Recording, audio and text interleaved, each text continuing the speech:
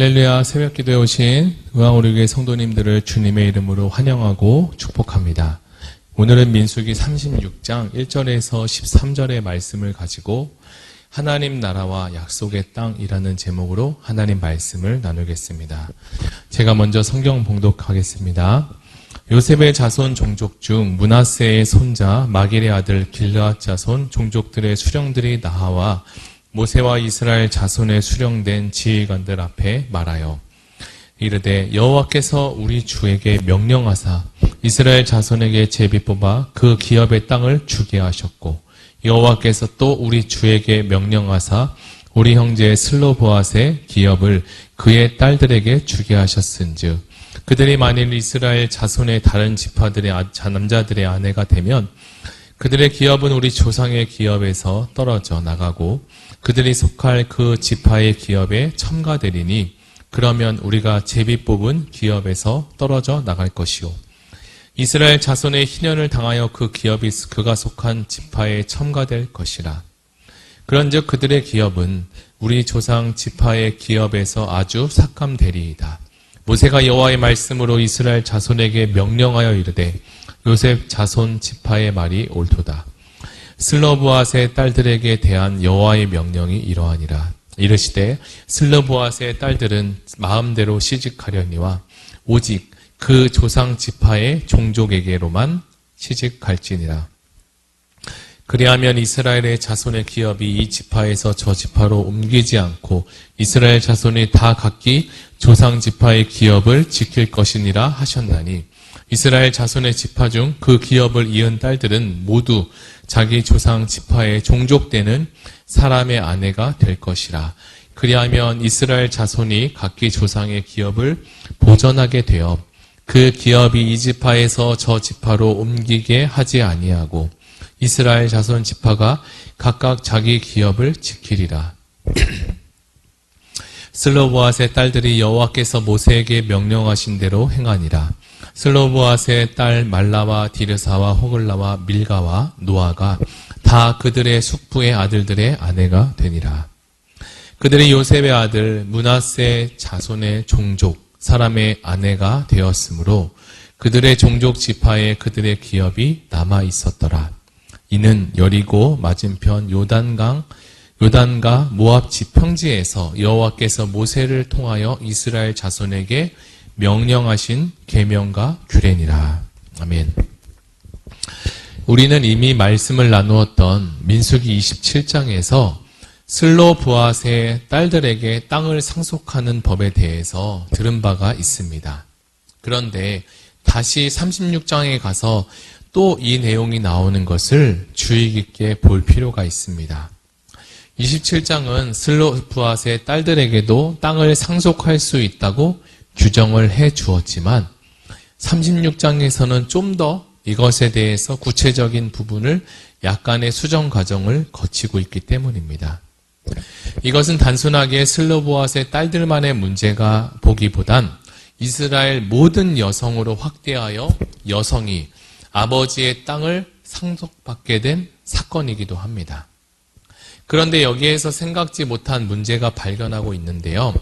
만일 딸들이 아버지의 기업을 상속받은 이후에 다른 지파의 남자와 결혼하게 된다면 딸들이 가지고 있던 아버지의 기업이 다른 지파의 기업으로 넘어가게 된다는 사실입니다. 이것은 앞서 27장에서 언급되지 않았던 부분을 다시 36장에 가서 보충하고 설명을 해주고 있습니다. 실제로 슬로보앗의 딸들에게 상속의 권리가 주어지자 실제 땅을 주도적으로 상속받을 권리가 있는 남성들이 문제를 제기하기 시작합니다. 그렇다면 그들은 누구일까요? 성경은 이에 대해서 설명을 하고 있는데요. 바로 므낫세의 손자 마길의 아들 길르앗 자손 가문의 대표들이라고 합니다. 아주 간단한 족보로 말씀을 하고 있지만 이 족보는 창세기에 등장하는 요셉으로부터 시작해 손자, 아들 등으로 간략하게 표현을 하고 있습니다. 그들이 지금 모세에게 나와 문제를 제기하고 있는데요. 지금 문제로 삼은 내용은 슬로보앗의 딸들이 이스라엘 자손의 다른 지파 남자들과 결혼하게 되면 결국 자신들의 기업을 다른 지파의 기업으로 넘겨주게 될 것임을 우려한 모양입니다. 이어서 딸들이 가진 재산은 다른 지파의 남자와 결혼하면 결혼 관계로 이어진 지파의 기업으로 귀속하게 됩니다. 그 결과 이스라엘 자손이 희년이 되어 모든 기업의 땅을 되돌려줄 때가 되어도 다시 되돌려주지 않게 되죠. 희년에는 모든 빚을 탕감해야 되고 돈으로 산 땅도 반드시 원래 주인에게로 되돌아가게 됩니다. 하지만 유산으로 상속받은 땅에 대해서는 그렇게 하지 않아도 됩니다. 무슨 말이냐면 최종적으로 희년이 되면 그 땅은 영원히 결혼한 남자의 집합에 속하게 되는 것과 같습니다. 이럴 경우에는 원래 땅을 유업으로 받았던 지파는 결과적으로 자신이 받아야 하는 유업을 빼앗기게 되는 꼴이 되죠. 이런 상황이 계속적으로 반복된다면 하나님께서 이전에 지금까지 꿈꿔오셨던 희년 제도도 희미해지고 모든 것이 애매모호하게 됩니다. 그래서 모세는 요셉 지파의 우려에 대해서 공감을 갖게 되고 이어서 다시 이 문제를 가지고 하나님께 되묻게 됩니다. 하나님은 이어서 이제 이 문제에 대해서 해결할 규례를 제시해주고 있는데요. 명령을 받은 모세는 하나님의 말씀을 다시 백성에게 전해줍니다. 그래서 민수기 27장에서 주어진 규례에 추가되는 모습을 발견합니다. 그렇다면 어떤 내용이 추가되었는지 한번 설명하겠습니다. 추가된 내용을 설명해 보면 다음과 같습니다. 첫째로 슬로보앗의 딸들은 마음대로 결혼을 할 수 있게 됩니다. 그 당시에 결혼은 스스로 마음대로 결정할 수 있는 부분이 아니라 아버지나 혹은 오빠 등의 가족에 의해서 결혼이 이루어지고 있는데요. 슬로보앗의 딸들의 경우는 아무도 없는 경우라서 자신의 소견에 좋은 대로 결혼을 하면 됩니다. 둘째로 그들은 오직 같은 종족 지파 안에서만 결혼을 할 수 있습니다. 땅을 상속받은 딸들이 다른 지파 남자와 결혼하게 됨으로써 그 지파에 할당된 유업을 상실하지 않도록 하는 조처입니다. 이 명령을 살펴보면 그 속뜻은 하나님께서 지파에게 유업으로 주신 땅이 어떠한 일이 생겨도 다른 지파에게 양도할 수 없게 하십니다.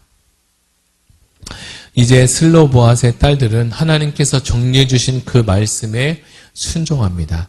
특별히 이 슬로보앗의 딸들에 대해서도 소개하고 있는데요. 말라, 디르사, 호글라, 그리고 밀가, 그리고 노아입니다. 이들은 사촌 간에 결혼을 함으로써 이 말씀을 이루게 됩니다. 이렇게 함으로 조상들의 유업인 땅이 다른 종족 지파에게 넘어가지 않도록 지키게 했습니다. 자, 오늘 우리는 민수기 36장의 말씀을 함께 나누어 보았는데요. 이제 이 말씀을 한번 정리해 보겠습니다. 오늘 우리에게 주신 민수기 36장은 민수기 전체를 이제 이렇게 36장을 통해서 마무리하고 정리하고 있습니다. 지금도 우리는 땅을 밟고 이 세상을 살아가고 있는데요. 우리가 사는 땅과 이 거처가 삶을 살아가는 데 있어서 중요한 부분 중에 하나라고 생각이 됩니다. 이것을 무시하거나 또는 초월할 수도 없습니다. 하나님은 이스라엘 백성에게도 그런 필요와 의미로 약속의 땅 가나안을 주셨고 더 나아가 우리의 육신의 장막이 무너지면 우리 모두 다 본향집인 그곳으로 가야 할 우리가 하나님의 나라 땅으로 바라볼 수 있게 하십니다. 특별히 하나님은 각 지파에게 하나님이 주신 땅을 소유할 수 있는 권리를 주셨는데요. 이는 또한 강한 지파가 반대인 약한 지파의 땅을 강탈할 수 없게도 하십니다. 이러한 하나님 나라가 하나님의 나라의 원리가 이 땅을 살아가는 데 있어서 적용해 보면 약한 자의 권리를 우리는 보장해 주어야 하고 지금도 일어나고 있는 사회 문제인 빈익빈 부익부가 더 이상 더 커지지 않도록 고착되지 않도록 온 나라가 안정될 수 있도록 평안할 수 있도록 함께 기도하는 시간을 가지면 좋겠습니다. 오늘 우리 다 같이 들은 말씀을 붙잡고 함께 민수기 36장을 묵상한 것과 그리고 지금까지 1장부터 36장까지 정리한 민수기 말씀을 붙잡고 다 같이 함께 기도하시겠습니다.